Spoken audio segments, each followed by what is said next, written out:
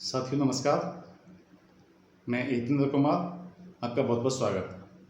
दोस्तों आज बात करेंगे दो अलग अलग मुद्दे हैं और उसी से पैरेलल हैं जो कि एक ही साथ बात करना हमने उचित समझा उनको।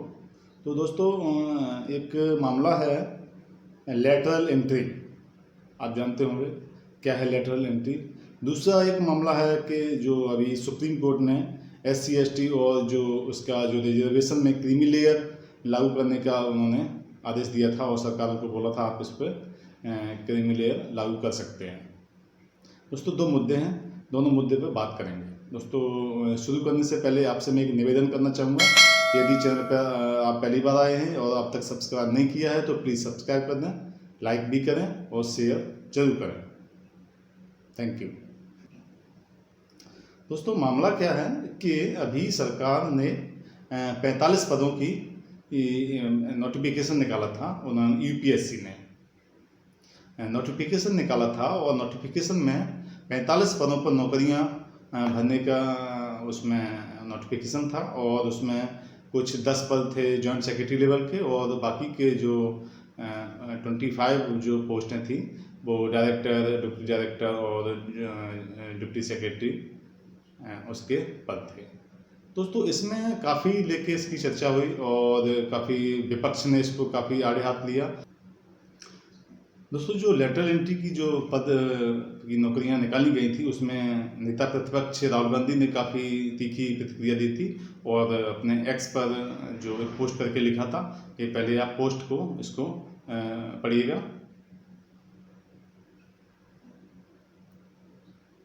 पोस्ट था, नरेंद्र मोदी संघ लोक सेवा आयोग की जगह राष्ट्रीय स्वयंसेवक संघ के जरिए लोक सेवकों की भर्ती कर संविधान पर हमला कर रहे हैं। केंद्र सरकार ने विभिन्न मंत्रालयों में महत्वपूर्ण पदों को लेटरल एंट्री के जरिए भर्ती का खुलेआम SC ST और OBC वर्ग का आरक्षण छीना जा रहा है। मैंने हमेशा कहा है कि टॉप ब्यूरोक्रेसी समेत देश के सभी शीर्ष पदों पर वंचित का प्रतिनिधित्व नहीं है। उसे सुधारने की बजाय लेटरल एंट्री द्वारा उसे शीर्ष पदों से दूर किया जा रहा है।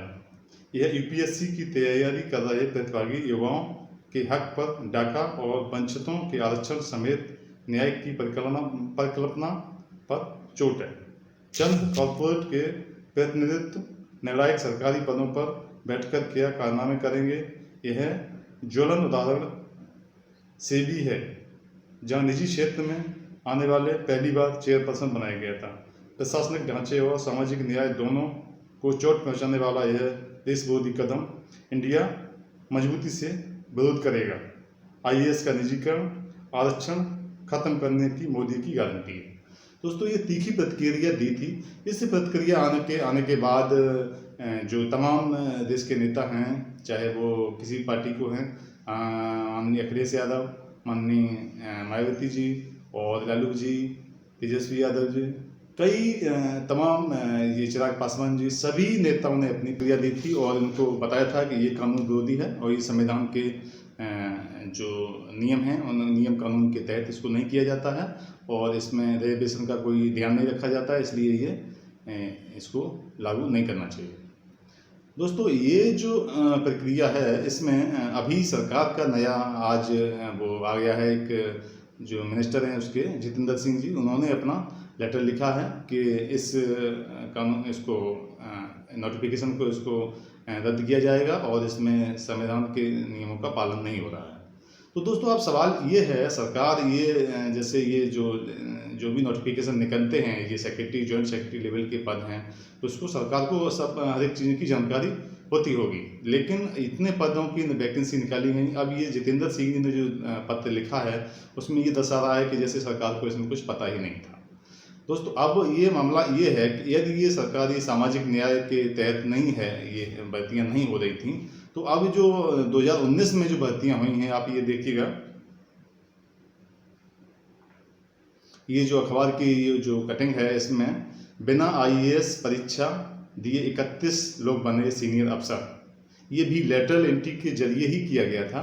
इसमें जो पहले इसके थे 31 अफसरों को पहली टाइम 2019 में इसमें ये लेटर एंट्री के जरिए नियुक्ति कराई गई थी। लेटर एंट्री दोस्तों होता क्या है? लेटर एंट्री एक जो इसमें कोई परीक्षा नहीं की जाती है, ये एक योग्यता और अनुभव के आधार पर इसमें की वैकेंसी की जाती है। और प्राइवेट क्षेत्र से जो लोग हैं, जिनको जो कंपनी में कोई डायरेक्टर हैं या कोई बड़े पद पर काम करते हैं, उनको सरकार अपने अनुसार इनको इस पर भर्ती करती है।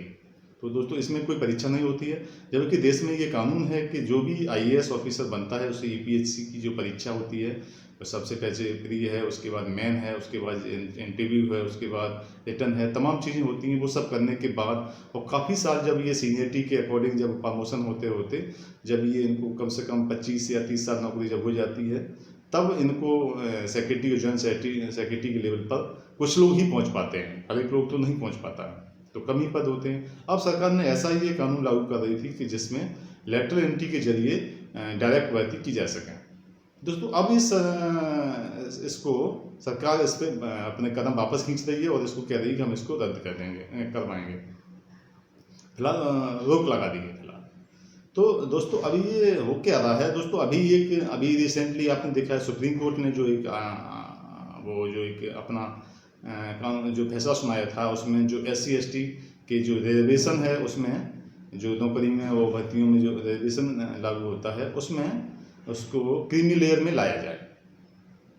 ये कहा गया था कि क्रीमी लेयर में लाया जाए और इसमें जो किसी जो SC/ST में जातियों में बहुत सी जातियां इसमें आती हैं, जिसमें कि ये बताया गया था कि कुछ जातियों को इसको लाभ नहीं मिल रहा है और कुछ जातियों को ज़्यादा लाभ मिल रहा है, तो इस पर इसको ये सरकार इसको लागू करे।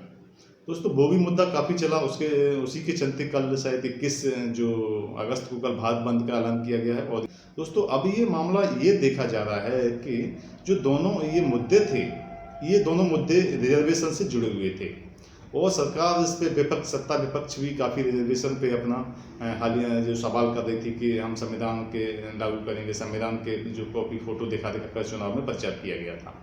उसके चलते सरकार तो विपक्ष की नहीं बनी, सरकार फिर एक बार दोबारा एनडीए की ही सरकार दोबारा देश में आई।